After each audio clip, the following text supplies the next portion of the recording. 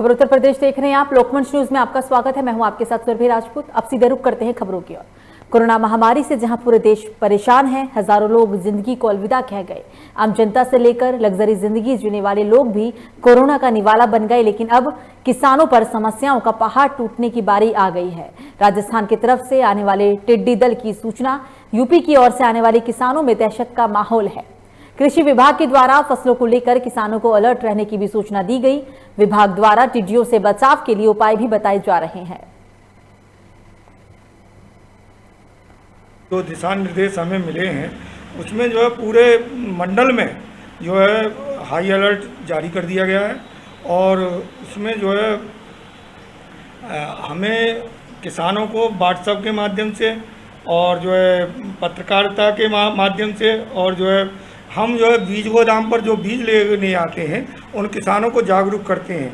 और टिड्डी दल के पिछली वर्ष जो है वो राजस्थान के थ्रू होता हुआ मथुरा डिस्ट्रिक्ट के को क्रॉस करते हुए अलीगढ़ जनपद में हमारे ब्लॉक में भी, इगलास ब्लॉक में भी जो है वो एंट्री किया था। उसके लिए हम किसानों को जागरूक कर रहे हैं। तो खबर बलिया से, जहां सीएमओ बलिया ने 5 स्वास्थ्यकर्मियों को निलंबित कर उन पर मुकदमा दर्ज कराया। मिली जानकारी के मुताबिक 5 स्वास्थ्यकर्मियों की ड्यूटी L2 और L1 सेंटर में लगाई गई थी, लेकिन बार बार फोन पर मैसेज से सूचना देने के बाद भी उन्हें ड्यूटी ज्वाइन नहीं किया। सभी ने स्वास्थ्यकर्मियों की ड्यूटी ज्वाइन न करने पर नाराज सीएमओ ने 5 स्वास्थ्यकर्मियों को निलंबित कर दिया और उनके खिलाफ मुकदमा भी दर्ज करवाया। इस दौरान सीएमओ ने कहा है कि जनता की सेवा और कोविड-19 के उपचार में लापरवाही बरतने वालों को दंडित किया जाएगा। L2 चिकित्सालयों में, L1 चिकित्सालयों में जो सरकार की गाइडलाइन है उसके हिसाब से चिकित्सा अधिकारी, मेडिकल, पैरामेडिकल कर्मी, वार्ड बॉय, स्वीपर लगाए जाते हैं और इस बार भी लगाए गए हैं। जो प्रथम चरण में जो लगाए गए थे उसमें से कुछ लोगों ने ज्वाइन ड्यूटी नहीं किया था, काम नहीं किया था, जिसमें 5 कर्मचारी थे। इसमें 3 स्वीपर और 2 वार्ड, 4 स्वीपर और 2 वार्ड बॉय थे, जिनके विरुद्ध हमने FIR भी दर्ज कराया एपिडेमिक एक्ट के तहत और उनको। तो हरदोई जिले में संडीला के बाद अब शाहबाद तहसील के CSC केंद्र पर भी ऑक्सीजन प्लांट लगेगा। आपको बता दें कि शाहबाद विधानसभा से विधायक रजनी तिवारी ने अपनी विधायक निधि से ऑक्सीजन प्लांट लगवाने के लिए कहा था, जिसके बाद जिलाधिकारी ने इंजीनियर और डॉक्टरों के साथ CSC का निरीक्षण किया और व्यवस्थाएं परखी और प्लांट लगाने के लिए यहां पर जगह सुरक्षित है या नहीं, इसको लेकर भी मंजूरी दे दी। और इस खबर पर ज्यादा जानकारी के लिए हमारे साथ फोन लाइन पे हमारे संवाददाता पुलकित जुड़ गए हैं। पुलकित, कोरोना संक्रमण की बढ़ती रफ्तार को देखते हुए डीएम ने जायजा लिया था, ऑक्सीजन प्लांट लगाने को लेकर मंजूरी दे दी गई है, ज्यादा जानकारी बताएं आप। पुलकित, देखिए, आपको बताना चाहेंगे कि कोरोना संक्रमण के दौरान पूरे प्रदेश में जो ऑक्सीजन की काफी किल्लत रही है। ऐसे में शाहबाद से भाजपा विधायक है रजनी तिवारी, उन्होंने एक पत्र लिखकर डीएम को शाहबाद में ऑक्सीजन प्लांट लगाने की अपनी निधि से मांग की थी, जिसके बाद कल जिलाधिकारी और विधायिका ने जो CSC का निरीक्षण किया है। उन्होंने ऑक्सीजन प्लांट के लिए जगह का चयनित किया हुआ प्लांट लगाने के लिए आवश्यक दिशा निर्देश उच्च अधिकारियों को दे दिए हैं। बिल्कुल पुलिस, तमाम जानकारी के लिए पुलकित आपका शुक्रिया।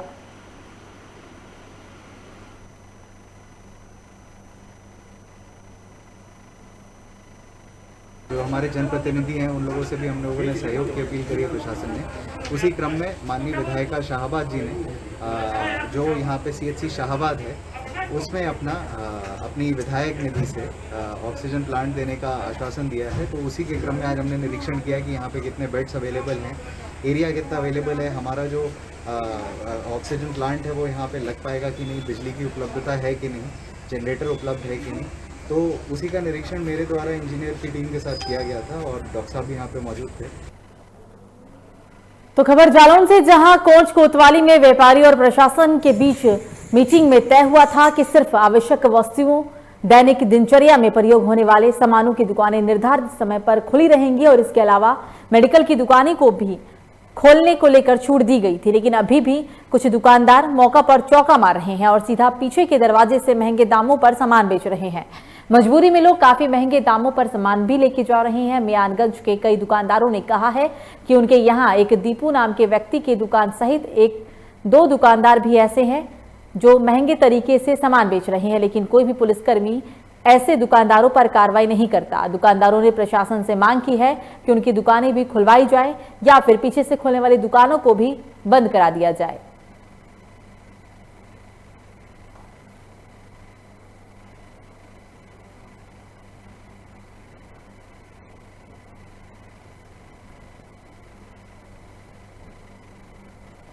तो कानपुर देहात में प्रकृति की सुंदरता और सामान्यतः वनस्पतियों और पेड़ पौधे से जुड़ी होती है। सभी जतन करने के बाद लोग अतः प्रकृति की शरण में ही आते हैं।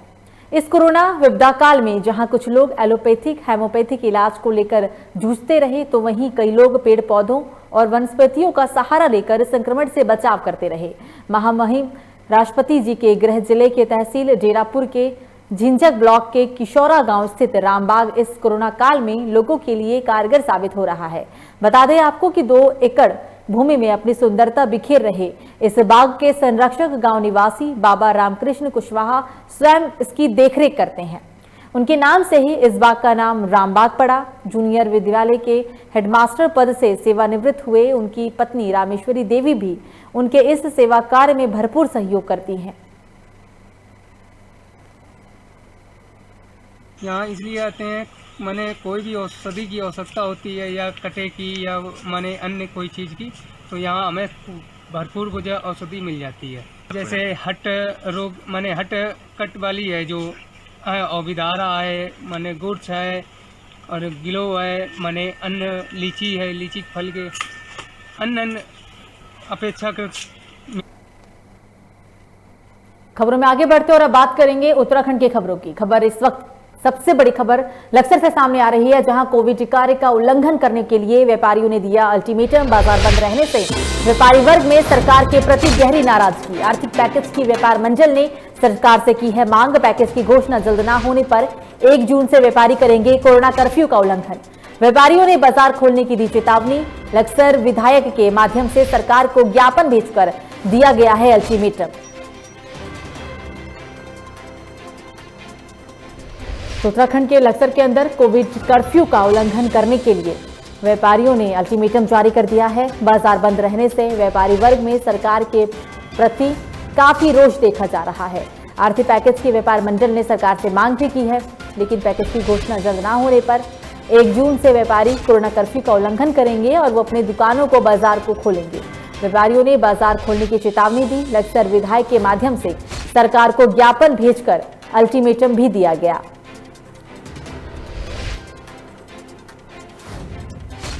और इस खबर पर ज्यादा जानकारी के लिए हमारे साथ फोन लाइन पर हमारे ब्यूरो चीफ जुड़ गए हैं रामगोपाल। रामगोपाल जी, कोरोना को लेकर जो कर्फ्यू लगाया गया था, कोरोना कर्फ्यू प्रदेश में लागू था, अब इस कर्फ्यू को लेकर भी अब बात सामने आने लग गई है कि व्यापारियों ने अल्टीमेटम जारी किया है, क्योंकि अगर उन्हें राहत पैकेज नहीं दिया गया तो नियम का वो उल्लंघन करेंगे। ज्यादा जानकारी बताएं रामगोपाल जी।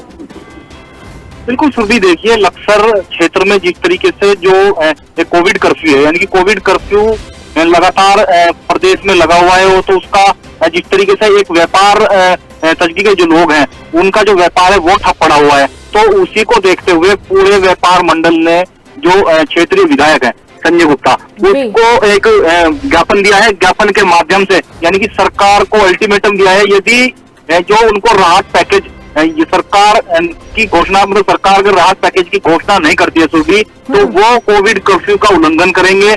साफ तौर पर सीधा एक चेतावनी है, क्योंकि हाल ही में जिस तरीके से प्रदेश में कोरोना महामारी और फिर ब्लैक फंगस जिस तरीके से पैर पसार रहा है, उसके बीच में यदि इस तरह की जो व्यवस्थाएं देखने को मिलेगी तो ये एक बहुत चिंता का विषय है सुरभि।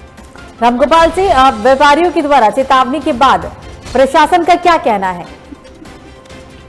कि प्रशासन ये क्षेत्रीय विधायक को ज्ञापन दिया गया है और ज्ञापन विधायक द्वारा भी सीधे साफ तौर पर एक जो ज्ञापन है, ज्ञापन को मुख्यमंत्री यानी कि सरकार को भेजा जाएगा और जो भी मतलब अगली जो अग्रिम कार्रवाई प्रदेश सरकार की होगी और उस पर जो है निर्णायक यानी कि जो भी संभावित निर्णय होगा वो लिया जाएगा। सुरभि, बिल्कुल रामगोपाल जी, तमाम जानकारी के लिए आपका शुक्रिया।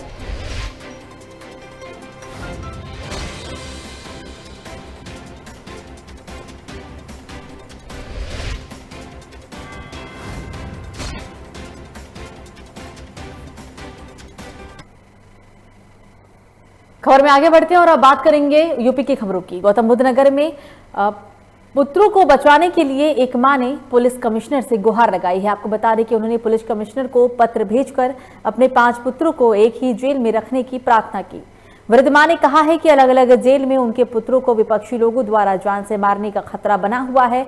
नोएडा जिले के थाना बादलपुर के गांव गिरधरपुर सुनारसी निवासी जयपाली ने पुलिस कमिश्नर को एक पत्र लिखा। उन्होंने बताया है कि उनके 5 बेटे को प्रधान पद की रंजिश के कारण धारा 302 के केस में विपक्षी लोगों द्वारा झूठा फंसाया गया।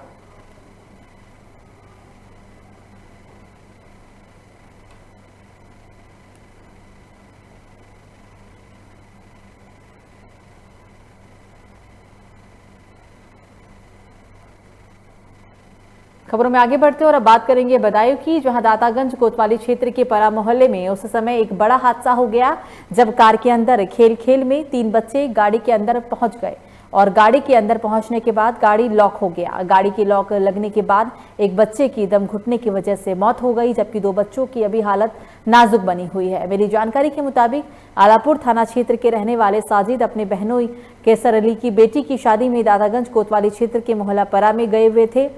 लड़की की शादी दोपहर में चल रही थी। इस दौरान साजिद और उसके भाई राशिद के बच्चे एसयूवी गाड़ी की चाबी लेकर गए और गाना सुनने के लिए बच्चे गाड़ी के अंदर बैठ गए, लेकिन गाड़ी के अंदर बैठने के बाद कुछ ही समय बाद गाड़ी में लॉक लग गया। बच्चों के काफी प्रयास करने के बाद भी लॉक नहीं खुला और फिर बच्चे बेहोश हो गए।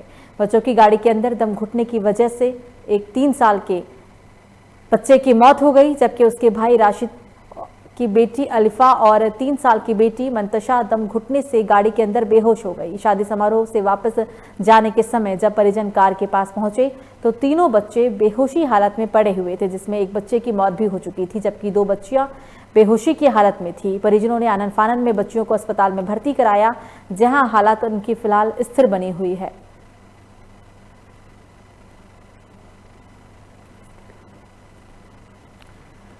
और इस खबर पर ज्यादा जानकारी के लिए हमारे साथ फोन लाइन पे हमारे संवाददाता जुड़ गए हैं सौरभ शर्मा। सौरभ, अभी तक क्या जानकारी है आपके पास इस पूरे घटनाक्रम को लेकर, क्योंकि एक शादी समारोह में गए हुए परिवार पर दुख का मंजर टूटा है, दुख का पहाड़ टूटा है, एक बच्चे की मौत हो गई है। सौरभ,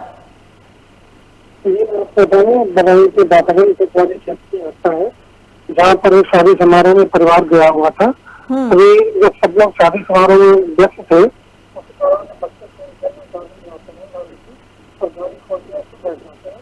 गाड़ी अंदर से लॉक हो जाती है। उसके बाद तीनों बच्चों की दम घुट जाती है, जिसमें से एक बच्चे की मौत हो जाती है।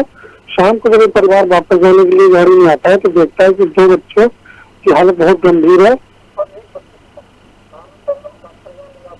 जो 2 बच्चे बेहोशी हालत में मिले थे, जिन्हें अस्पताल में भर्ती कराया गया, फिलहाल उनकी स्थिति कैसी है? उनकी अगर हम हालात की बात करें, स्वास्थ्य की बात करें तो कैसा है?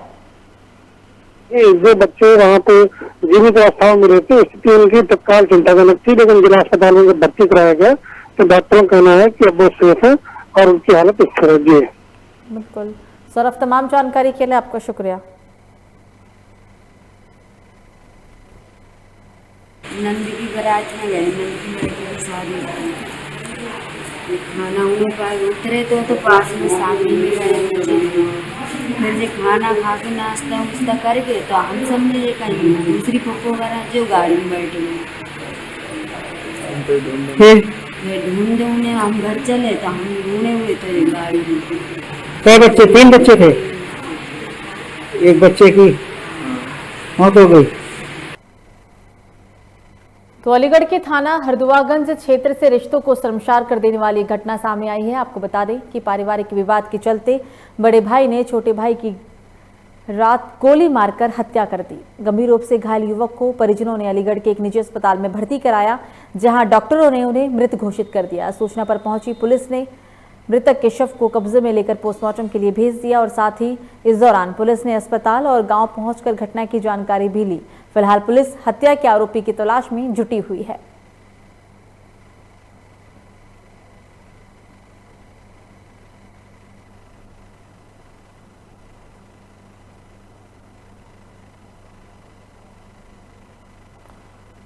और इस खबर पर ज्यादा जानकारी के लिए हमारे साथ फोन लाइन पे हमारे संवाददाता मोहित जुड़ गए हैं। मोहित, बड़े भाई ने अपने ही छोटे भाई की गोली मारकर हत्या कर दी, विवाद जो ये पूरा है प्रॉपर्टी को लेकर है, अभी तक क्या आरोपी की गिरफ्तारी हो पाई है? मोहित, देखिए, बिल्कुल मैं बता दूं कि रिश्तों को शर्मसार करने वाली घटना थाना हरदोगंज क्षेत्र से सामने आई है। यहाँ एक बड़े भाई ने छोटे भाई की हत्या कर दी। अगर बात करें आरोपी की, तो आरोपी अभी भी फरार है, पुलिस लगातार उसको दबिश दे रही है। हालांकि बता दें कि संपत्ति के चलते विवाद हुआ था, पारिवारिक विवाद बताया जा रहा है, और छोटे भाई की शादी लगभग 1 साल पहले हुई थी।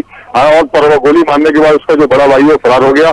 आनंद फानंद में जब परिवार वाले उनको जिला अस्पताल ले गए तो अस्पताल वालों ने मौत घोषित कर दिया। आरोपी अभी तक पुलिस की हिरासत में नहीं लिया गया। मौके पर टीम पहुंच गई है, फॉरेंसिक टीम पहुंच गई और फॉरेंसिक टीम पहुंचने के बाद में तथ्यों को खंगालने पर लगी है। हालांकि अभी तक जो पुलिस ने सबको कब्जे में लेकर पोस्टमार्टम के लिए भेज दिया, आरोपी अभी तक फरार चल रहा है। जी बिल्कुल मोहित, तमाम जानकारी के लिए आपका शुक्रिया।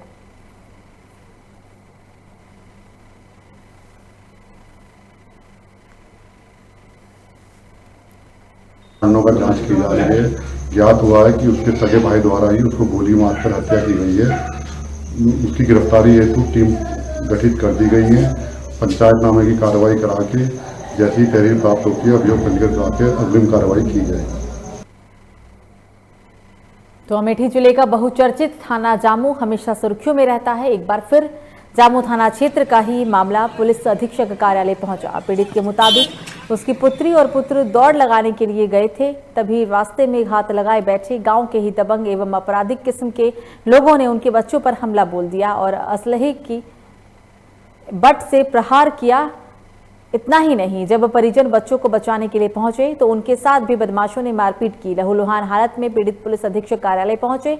इनका कहना है कि 5 दिन पहले भी इनके भाई को कमरे में बंद कर दबंगों के द्वारा पीटा गया था। शिकायत पर डायल 112 की टीम पहुंची थी और कमरे में बंद भाई को और दूसरे पक्ष के व्यक्ति को भी बाहर निकाला गया था। बता दें, आरोप है कि रात में पैसे लेकर पुलिस ने दूसरे पक्ष के लोगों को छोड़ दिया और उनके भाई का 151 में चालान भी कर दिया। इस बात की तहरीर देने के लिए जब पीड़ित थाने पहुंचा तब थानाध्यक्ष ने कहा कि अब बारी तुम्हारी है। थानाध्यक्ष पैसे लेकर और दवा में लगातार एक पक्ष कार्रवाई करते हैं, इसलिए पीड़ित को थाने पर भरोसा ना होने के चलते ही वो न्याय की गुहार लगाने पुलिस अधीक्षक कार्यालय में पहुंचे हैं।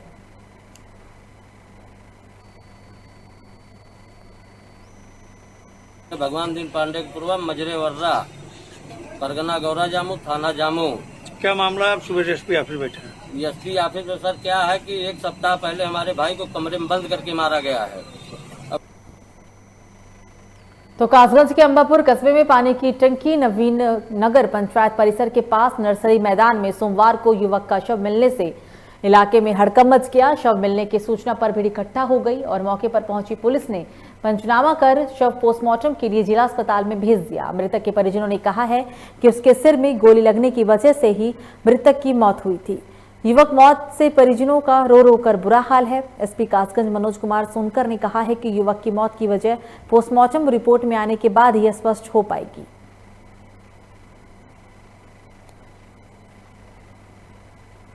यूपी के कासगंज में युवक की हत्या कर दी गई। पानी की टंकी में युवक का शव मिला। शव मिलने के बाद परिजनों का रो रो कर बुरा हाल है। हालांकि इस दरमियान पुलिसकर्मियों का कहना है कि युवक की हत्या कैसे हुई है, इस बात की स्पष्टता पोस्टमार्टम रिपोर्ट के बाद ही चल पाएगा।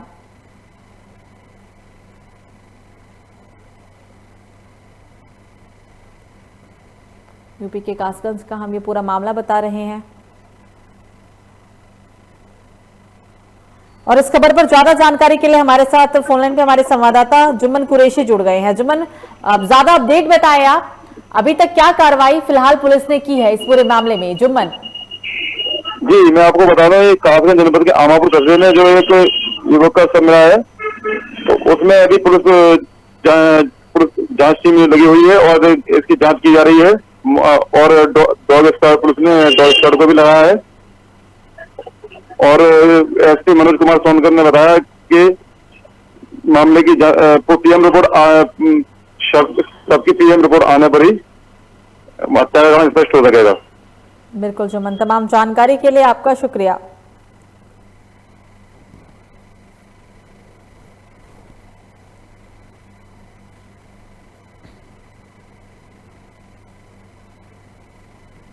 शाम को निकले थे अनिल करीबन 10 बजे करीब घर से। उसके बाद में साथ में शायद लड़के बताए गए हैं, लड़के इसके साथ में थे, मैं तो बाहर था थोड़ा। घर वालों ने बताया कि मतलब साथ में लड़के भी थे इनके कोई, अब ये मुझे पता नहीं कौन है।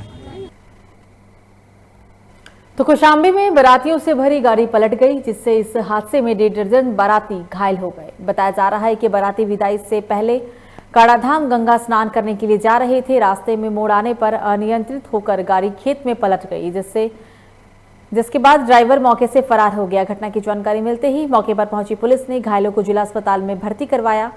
फिलहाल पुलिस ड्राइवर की तलाश में जुटी हुई है।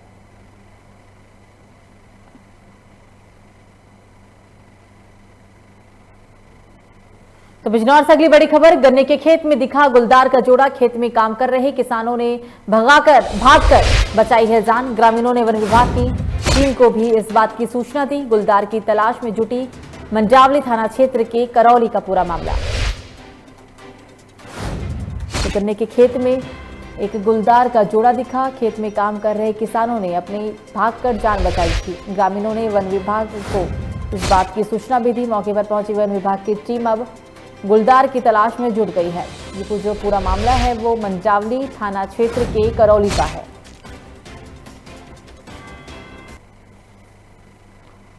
तो लखीमपुर खीरी में दुधवा नेशनल पार्क में फिर तेंदुआ का शव मिला। आपको बता दें कि एक सप्ताह में ये दूसरे तेंदुआ का यहां पे शव मिला है। संदिग्ध परिस्थितियों में तेंदुआ का शव मिलने से इलाके में हड़कंप मच गया है। बताया जा रहा है कि फील्ड डायरेक्टर की निगरानी में हुए पोस्टमार्टम में तेंदुए की मौत भूख की वजह से हुई और तेंदुए के फेफड़ों में इन्फेक्शन का भी खुलासा हुआ।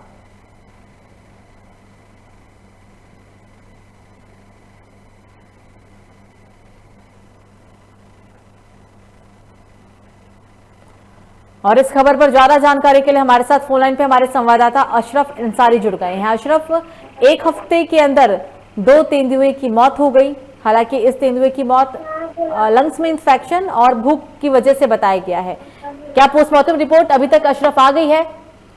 जी बताना चाहूंगा, अभी तक पोस्टमार्टम रिपोर्ट नहीं आ पाई है। बरेली भेजी गई है उसकी रिपोर्ट और उसका जो है तेंदुए का शव आपके हवाले कर दिया गया है। इससे पहले भी 1 हफ्ता पहले लगभग एक शव मिला था और जब कैमरे भी लगा दिए गए थे, क्योंकि इसकी पुष्टि उसकी जो है कोरोना जांच भी हुई है, लेकिन कोरोना पॉजिटिव नहीं, नेगेटिव आया है। बिल्कुल अशरफ, तमाम जानकारी के लिए आपका शुक्रिया।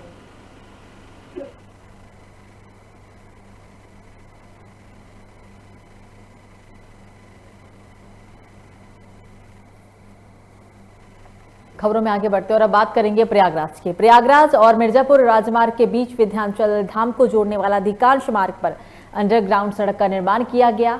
नटवा चौराहा, दूधनाथ तिराहा, अमरावती मार्ग पर हुआ जल जमाव वाहनों के चलते अब मुसीबत बन गया है। पानी के बीच से होकर गुजरने के प्रयास में अक्सर वाहन का इंजन बंद हो जाने के बाद लोगों को हजारों रुपए का खर्च करके क्रेन के जरिए अपना वाहन निकलवाना पड़ता है। लेकिन प्रशासन इस समस्या को ठीक कराने में अभी भी असफल है। प्रशासनिक अपेक्षा से लोगों की समस्या लगातार बढ़ती ही जा रही है। देखिए, शिवपुर से लेके और इधर नटवा तक जो 4 रेलवे के अंडरपास हैं, उस चारों में पानी लगता है। पूर्व में जिलाधिकारी मिर्जापुर ने नगरपालिका परिषद को जो नटवा का अंडर ब्रिज है, इसकी देखभाल की व्यवस्था के लिए जिम्मेदारी सौंपी थी।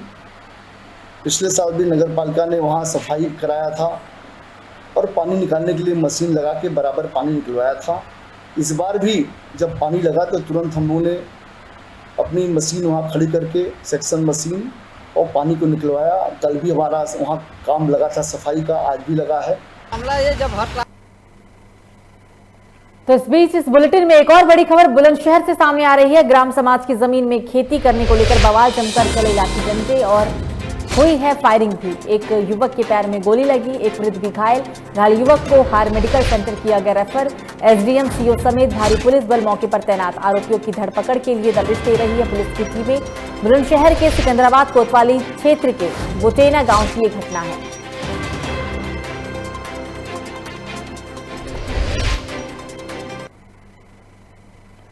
तो मुजफ्फरनगर के थाना छपार गांव दतियाना से ससुराल पक्ष पर महिला को आत्महत्या के लिए प्रेरित करने का वीडियो वायरल हो रहा है। आपको बता दें कि इस मामले में महिला ने आत्महत्या करके अपनी जीवन लीला समाप्त कर ली। मुजफ्फरनगर की all India press editors association पर पीड़ित पक्ष द्वारा एक प्रेस कॉन्फ्रेंस की गई, जिसमें पीड़ित पक्ष ने ससुराल पक्ष पर कई गंभीर आरोप भी लगाए। महिला के परिजनों का कहना है कि उनकी बेटी को आत्महत्या के लिए लगातार प्रताड़ित किया जा रहा था, जिसके बाद ससुराल पक्ष के करीब 4 लोगों ने विरुद्ध घटना के संबंध में रिपोर्ट भी दर्ज कराई थी, जिसके बाद पुलिस द्वारा विवाहित के सास ससुर को भी गिरफ्तार कर लिया गया।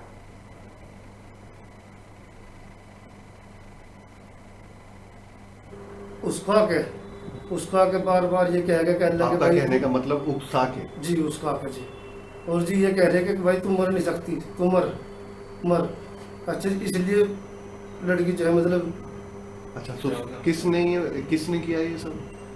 ससुराल वाले हैं जी। अच्छा ससुराल वाले लड़का है जी, जो लड़की का पति है, उसकी सासू है जी, पीछे ससुर भी बोल रहा है जी। अच्छा जी, एक लड़का और है। आपको कैसे पता चला इसको? वीडियो में बिल्कुल वायरल है जी, वीडियो में बोलते हुए नजर आ रहे हैं जी, सामने बिल्कुल ही कहने लगे। तो गुड़गांव से अगली बड़ी खबर, आगरा लखनऊ एक्सप्रेसवे पर बड़ा सड़क हादसा। बंगाल से गुड़गांव जा रही तेज रफ्तार डबल डेकर बस पलटी। बस पलटने की वजह से 29 लोग घायल हो गए। आपको बता दें कि बस के पलटने के बाद पीछे से आ रही तेज रफ्तार फॉर्च्यूनर कार भी टकरा गई। हादसे में तकरीबन 29 लोग घायल हुए हैं। फॉर्च्यूनर कार सवार की मौत हो गई।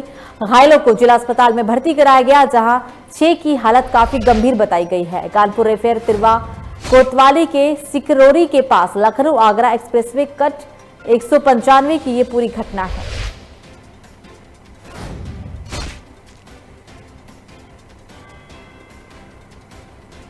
तो ये बड़ा सड़क हादसा देखने को मिला। 29 लोग तकरीबन इस पूरे हादसे में घायल हुए हैं। फॉर्च्यूनर सवार व्यक्ति की मौत हो गई है और जो लोग घायल हैं उनमें से 6 की हालत काफी गंभीर बनी हुई है।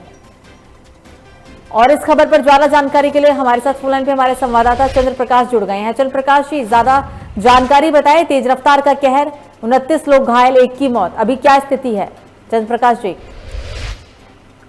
बिल्कुल, आपको बता दें आगरा लखनऊ एक्सप्रेस वे पर एक दर्दनाक सड़क हादसा हो गया। आपको बताते चले तिरवा कोतवाली क्षेत्र के सिकरौरी गांव के पास बंगाल से गुड़गांव जा रही तेज रफ्तार डबल डेकर बस पलट गई, जिसमें बस पलटने के बाद पीछे से आ रही तेज रफ्तार फॉर्च्यूनर कार भी टकरा गई। हादसे में करीब 29 लोग घायल हो गए। फॉर्च्यूनर कार सवार 1 की मौत हो गई। हादसे में 6 की हालत गंभीर हो गई, जिसमें कानपुर रेफर कर दिया गया। सभी घायलों को इलाज के लिए जिला अस्पताल में भर्ती कराया। जी बिल्कुल चंद्र प्रकाश, तमाम जानकारी के लिए आपका शुक्रिया।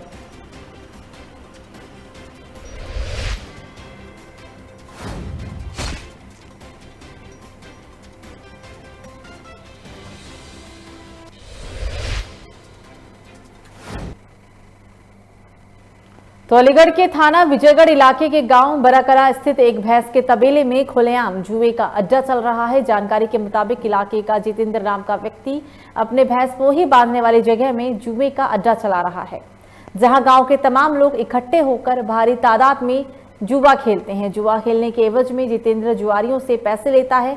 इस तरह के अवैध रूप से चल रहे जुए के अड्डे के चलते ग्रामीण काफी परेशान है। तो फिलहाल न्यूज बुलेटिन में मुझे दीजिए इजाजत। लोकमंच न्यूज पर खबरों का सिलसिला जारी रहेगा। नमस्कार।